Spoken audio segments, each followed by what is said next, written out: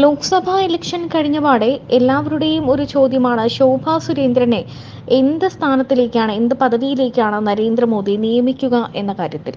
കാരണം മത്സരിച്ച ഇടങ്ങളിലെല്ലാം വലിയ രീതിയിൽ വോട്ട് നില ഉയർത്തിയ ഒരു സ്ഥാനാർത്ഥി തന്നെയാണ് ശോഭാ സുരേന്ദ്രൻ. ഒരിടത്ത് പോലും ശോഭാ സുരേന്ദ്രൻ പിന്നോട്ട് പോയിട്ടില്ല. ആലപ്പുഴയിൽ തന്നെ നോക്കുകയാണെങ്കിൽ BJPക്ക് യാതൊരു ശക്തി കേന്ദ്രവുമല്ലാത്ത ഒരു മണ്ഡലമാണ് ആലപ്പുഴ.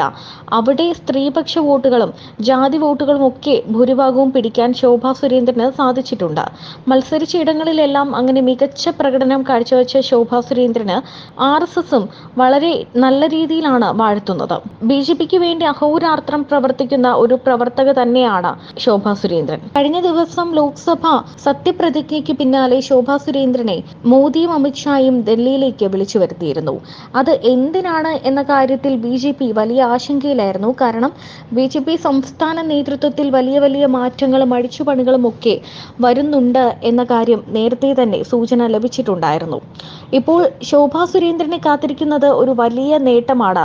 അതും അമിത്ഷായാണ് ഇതിന് നേതൃത്വം നൽകിയിരിക്കുന്നത് എന്നാണ് റിപ്പോർട്ടുകൾ പുറത്തുവരുന്നത്. ശോഭാ സുരേന്ദ്രന് BJPയുടെ സംസ്ഥാന അധ്യക്ഷ പദവി നൽകാനാണ് കേന്ദ്രത്തിന്റെ തീരുമാനം എന്നാണ് സൂചനകൾ പുറത്തുവരുന്നത്. K സുരേന്ദ്രൻ ഇപ്പോൾ പടിയിറങ്ങുമ്പോൾ അതിനു പകരം ശോഭാ സുരേന്ദ്രൻ ആ സ്ഥാനത്തേക്ക് വരും എന്നാണ് റിപ്പോർട്ടുകൾ പറയുന്നത്. ശോഭാ സുരേന്ദ്രനെ ദില്ലിയിലേക്ക് വിളിപ്പിച്ചപ്പോൾ തന്നെ പാർട്ടിയിൽ പുതിയ ചുമതലകൾ ലഭിച്ചേക്കും എന്ന വിവരമാണ് പുറത്തുവന്നത്. അതോടൊപ്പം തന്നെ മന്ത്രിസഭാ വികസനത്തിന്റെ രണ്ടാം ഘട്ടത്തിൽ കേന്ദ്ര സഹമന്ത്രിയാക്കും എന്ന അഭ്യൂഹവും ശക്തമായി തന്നെയുണ്ട്. ശോഭയുടെ കാര്യത്തിൽ ഒരു സാധ്യതയും തള്ളിക്കളയാൻ പറ്റാത്ത സാഹചര്യമാണ് നിലവിലുള്ളത്. തീപ്പൊരി വനിതാ നേതാവ് എന്ന പ്രതിച്ഛായയും ശോഭയെ കേന്ദ്രത്തിന് സ്വീകാര്യമാക്കുന്ന ഘടകം തന്നെയാണ്. ലോക്സഭാ തിരഞ്ഞെടുപ്പിൽ BJP നേതൃത്വം നൽകുന്ന NDA മുന്നണിക്ക് ആലപ്പുഴയിൽ ഇതുവരെ കിട്ടാത്ത വോട്ട് വിഹിതമാണ് ശോഭാ സുരേന്ദ്രൻ നേടിക്കൊടുത്തത്. അതുതന്നെയാണ് പുതിയ പദവികളിലേക്ക് അവരെ പരിഗണിക്കാൻ BJP കേന്ദ്ര നേതൃത്വത്തെ പ്രേരിപ്പിക്കുന്നത്. ആലപ്പുഴ ലോക്സഭാ മണ്ഡലത്തിന് കീഴിൽ വരുന്ന 2 നിയമസഭാ മണ്ഡലങ്ങളിലാണ് BJP സഖ്യം രണ്ടാം സ്ഥാനത്ത് എത്തിയിരിക്കുന്നത്.